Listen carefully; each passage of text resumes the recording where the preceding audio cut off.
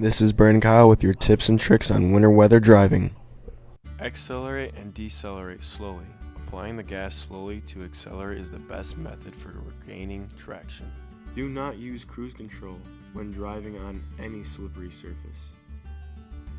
Know your brakes. Whether you have anti-lock brakes or not, the best way to stop is threshold braking.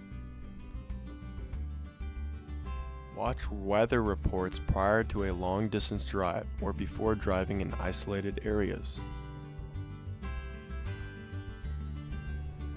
In cold climate, it is best to check your tire pressure. It should be monitored frequently for safe driving and optimal tire performance. Stay home. If you really don't need to go out, don't. Even if you can drive well in snow, not everyone else can.